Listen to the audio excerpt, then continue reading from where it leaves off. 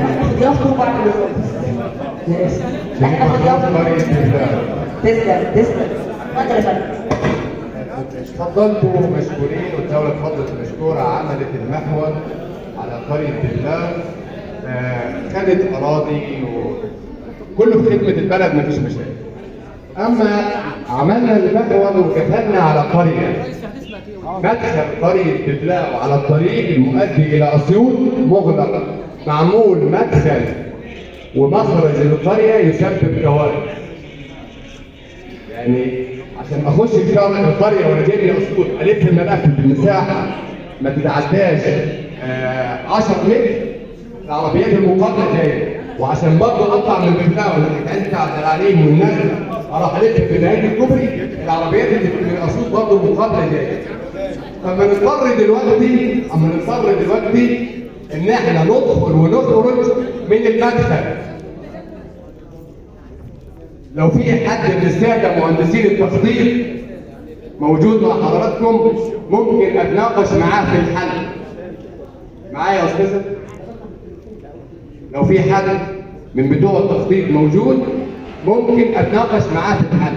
الحل بسيط جدا جدا جدا. باشمهندس حسام موجود.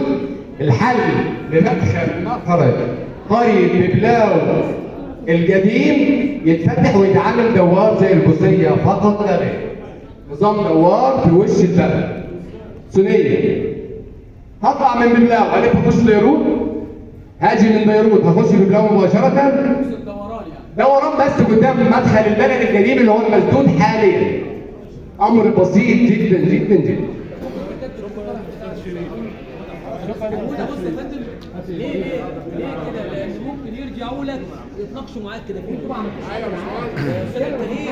خلينا من الساعه دي انتوا بتاعت المجلس انتوا اللي هتتكلموا النهارده. اتفضل يا استاذ اتكلم. اتفضل. بسم الله الرحمن الرحيم. نشأة هاشم عبد المجيد، الوحدة المحلية لجبل سرحان، قرية بني أحمد. نريد أن نجني ثمار محور بيروت. طلبي حصر شامل لجميع الأراضي الموجودة شرق النيل وتيسير تملكها للشباب والعمل على زراعتها وإقامة مشروعات إنتاجية خلال هذه الفترة. شرق النيل، الجبل الشرقي.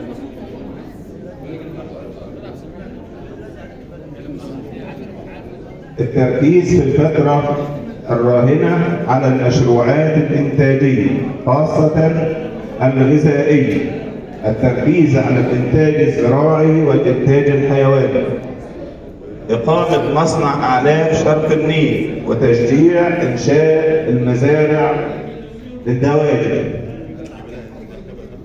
تجديد الرقابة على المسطحات المائية للصيد الجائر باستخدام أساليب غير تقليدية، باستخدام الكهرباء والمخدرات مما أدى إلى قتل الثروة السمكية تماما في مركز ديروت. مركز ديروت يحوي مساحات كبيرة من المسطحات المائية. إذا تم استغلالها وتشديد الرقابة عليها وتجريم الصيد الجائر، كيلو السمك في ديروت لا يتعدى 20 جنيه، حاليا بنشتري كيلو السمك ب 70 و 80 جنيه. الرجاء تجديد الرقابة على المسطحات المائية في النيل وجميع الترع والمصارف الموجودة في ديروت. في مصرف اسمه الرياح بيربط بين الترعة الإبراهيمية والنيل. في نهاية المصرف توجد محطة المياه التي تم إنشائها وتكبيد الدولة أموال طائلة لإنشاء هذه المحطة. هذه المحطة الآن هي مصدر للعدوى. المياه حاليا سبب كل الأمراض اللي بنعاني منها، نتيجة إن عربات الصرف الصحي طوال ال 24 ساعة، وللأسف المصرف جنبيه قسم الشرطة وفي وسط البلد. في الليل وفي النهار عربيات الصرف الصحي بتفضي جوه المصرف، والمصرف مؤدي لمحطة المياه. في أملاك دولة موجودة على جانبي المصرف برضه يتم استغلالها للصالح العام في إنشاء محلات تجارية وشوارع وأسواق لديروت ونزعها للاستفادة العامة بدلا من الاستفادة الخاصة. شكرا.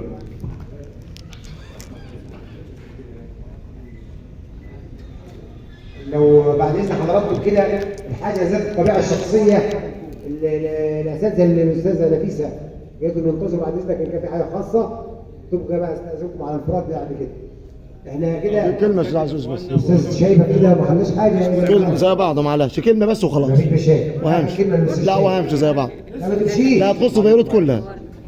بعد اذن حضرتك.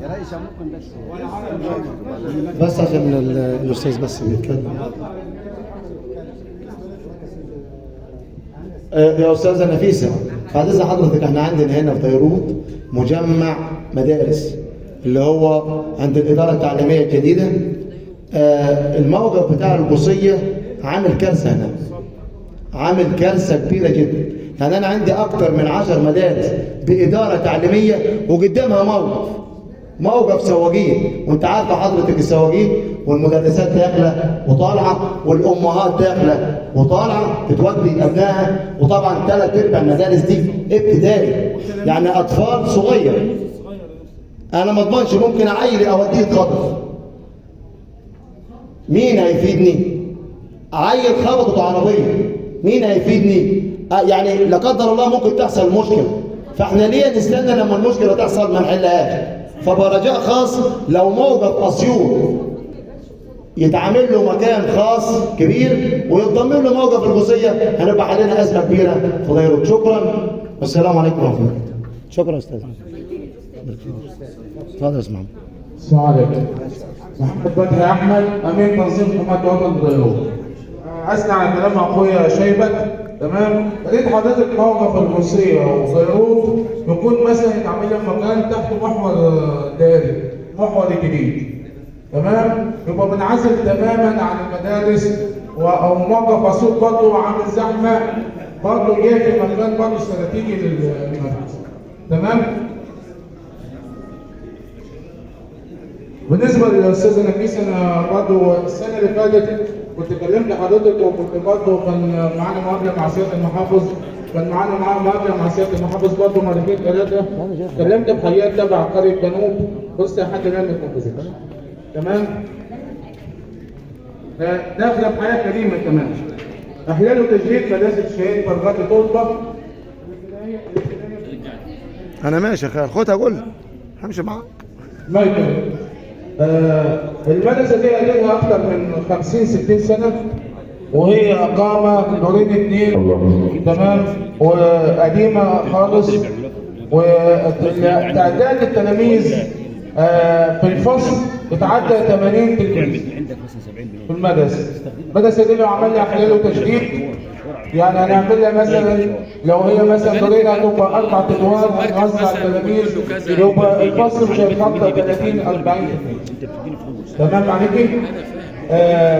كان عندنا على طرق الجنوب اللي هي الطريق بتاع الثانويه العسكريه الجنوب، كان في 2 مشايه عاملينها لاهالي للتواصل بين باقي القريه. كان في منطقه انشاء جديد بتنزل. طب انا اتكلم للناس والله، قولوا للناس. الله يبارك لك يا رب، الله يخليك.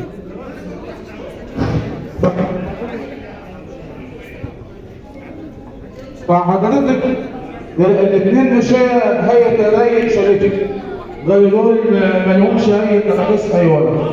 فالمفروض ان الحياة كريمة بتنشئ مشايات تمام على اماكن يعني ملهاش برضه يعني اهميه، لكن دول مثلا عشان الاهالي تروح البيوت اللي بعد الترعه هتمشي اكتر من 2 كيلو تمام. الاهالي اليوم بيكونوا تمام.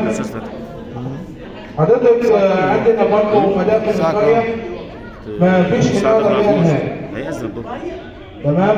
يعني كنا صراحة في أعمدة نسبة القرية الجديدة اللي احنا هناخد دعم من الجريمة، والدكتور حسين كان برضه معنا في تمام، كان معنا في المشوار، وبرضه مفيش أي حاجة خالص تمام. حضرتك برضه نص الطريق بتاعة المداخل من الدائري لحد كومنتاشا، لأنها هتبقى بديل للطريق الثانية اللي هي كومنتاشا بنو كومنتاشا تمام. حضرتك برضو عندنا برضو مشكله تعمل هتعمل لنا الطريق ولا لا؟ حضرتك طريق تنور تشروط طريق ما يتعداش 3 متر ومكسر. بالله عليك هات لنا الجلاد اللي الرابع. قبل كده والله اتكسر الجليدر عطلان هيتصلح وهيجيب. هدف البث زي ما انت فاهم. والله في الجرعه الجليدر دي عطلان. لو أول ما نزلت نشتغل مواسير هنعمل ودراسه طريق حسنه طيب تمام. بس عشان الجرعه دي هتوسع. عشان الناس تمام. تسلم ماشي يا استاذ. وصلت كومنديشن لحد تشروط دي معدومه نهائي. معدومه نهائي خالص مكسره. يعني وصلت كومنديشن ساو دي مكسره. وصلت ساو لتشروط تضرب الصرف الصحي عدمها نهائي. مفيش. اتفضل. ماشي كاتبهم يا فندم كاتبهم. ايوه كاتبهم يا فندم. ورقتنا احنا فين؟ ماشي استاذنك سكبوا المطبخ هذا. ماشي يا فندم. تمام موجودين. ايوه خليها معانا. ماشي شكرا. شكرا أستاذ محمد جاسر. السلام عليكم. محمد ياسر حسين، ده الناس السرجنة تبع الوحدة المحلية بلوك الشريف. نطلب من سيادتك تشغيل مكتب البريد وقرية ناس السرجنة، وده اتبنى بالجهود الذاتية وكامل كل حاجة، فاضل بس اللي هي والرخص وكل حاجة تمام. لا كل عايزين بس حتى 2 موظفين يشغلوه.